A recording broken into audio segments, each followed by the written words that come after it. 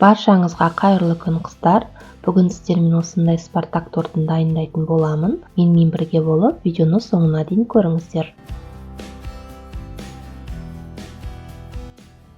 Ең алдымен ыдысымызға қантымызды, балымызды және сары майымызды салып, баяу отта ерітіп аламыз.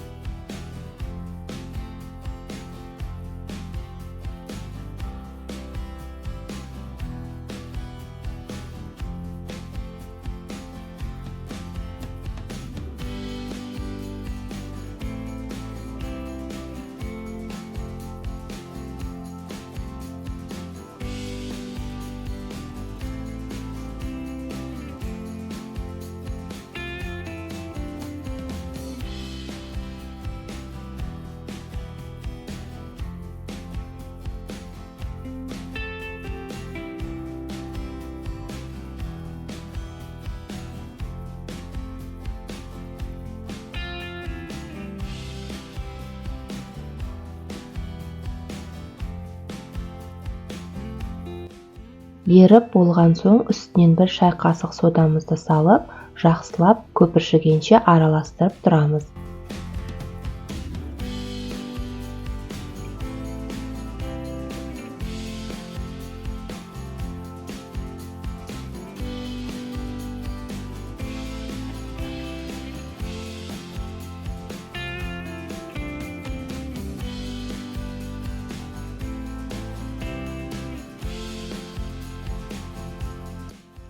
Сұйық массамызды енді алып, келесі ыдысқа ауыстырамыз.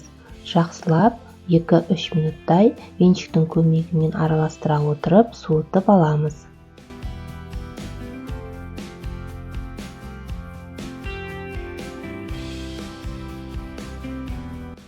Үстінен жұмыртқаларды бір-бірден сала отырып, тағы да араластырамыз.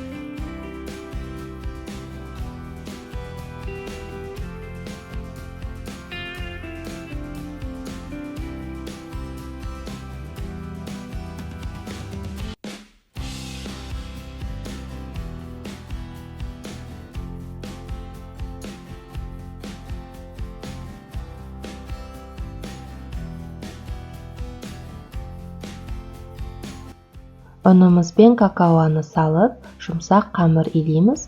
Ол қамырды тоңазғышқа 1 сағатқа немесе морозильникке жарты сағатқа қалдырамыз.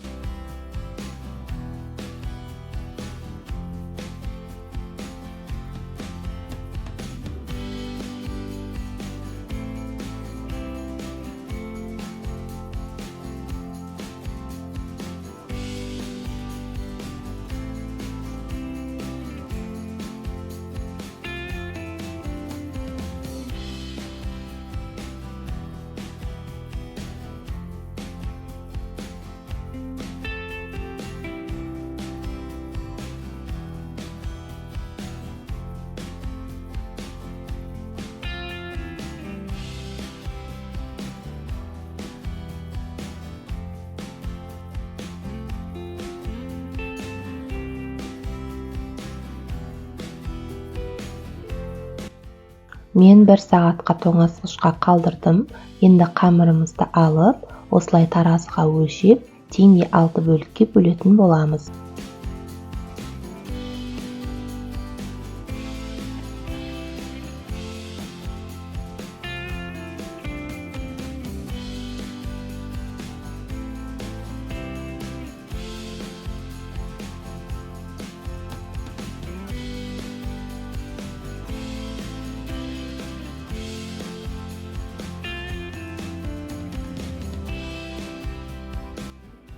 Корждарымызды жұқалап жайып, қызып тұрған пешімізде 180 градуста әр коржды 5-7 минуттан пісіріп аламыз.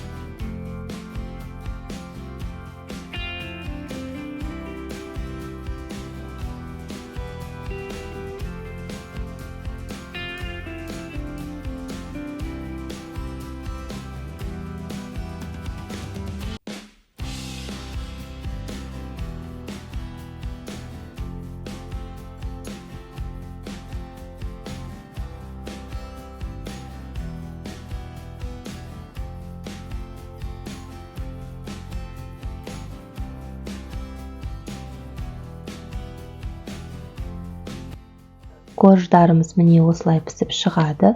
Ыстық күйінде өлшеп кесіп аламыз. Жан-жағындағы артық қамырларды тастамаймыз. Оларды ұсақтап, тортымыздың бетін сәндеуге қолданамыз. Тортымыздың кремін дайындаймыз. Ол үшін салқын кілегейді және сгущенка, қаймақты барлығын бір ыдысқа салып, осылай жақсылап араластырып аламыз.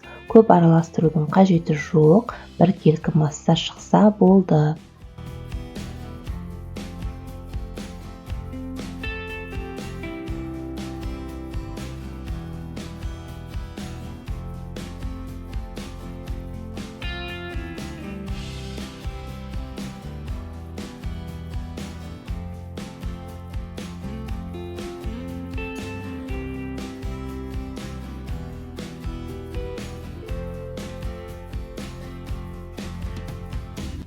Енді тортымызды жинайтын боламыз. Бірінші коржымызды қойып, сыртынан осындай кольцоны кигізіп жинаймыз. Егер сізде бұндай кольцо болмаса, жай ғана арасына кремді жағып, жинай беруіңізге болады. Кремдерімізді молынан жағамыз. Жан-жағына ағып жатса ештеме етпейді. Кремі көп болған сайын тортымызға сіңіп, өте жұмсақ болады. Осылай арасын барлығына кремдерді жағып шығамыз. Және бетін өзіңіздің қалауыңыз бойынша әсемдеп әрлесеңіздер болады.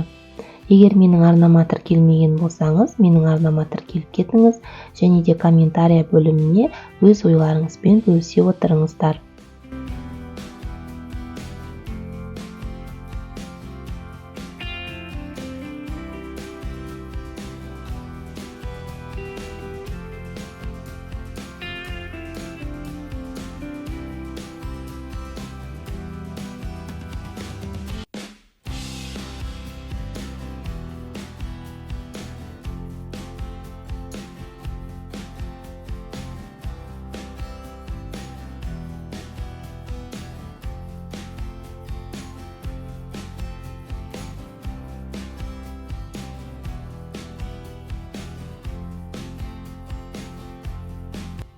Мен корждардың жанында қалған ұсақ бөліктерін осылай ұнтақтап алдым. Енді тортымды сол ұнтақтармен әсемдейтін боламын. Менде кремдері осылай кішкене сыртына ағып кетті тортымның, бірақ ештеме етпейді. Ұсақталған ұнтақтармен қазір барлығын әсемдеп, білдіртпей жауып жіберетін боламыз. Егер сізде сондай болып жатса, онда ештеме етпейді. Керісінше кремі көп болған сайын тортымыз өте жұмсақ, дәмді болып шығады. Осылай барлығын жасап шығамын. Бетін өзіңіздің қалаған жеміс-жидектермен әсемдесеңіз болады.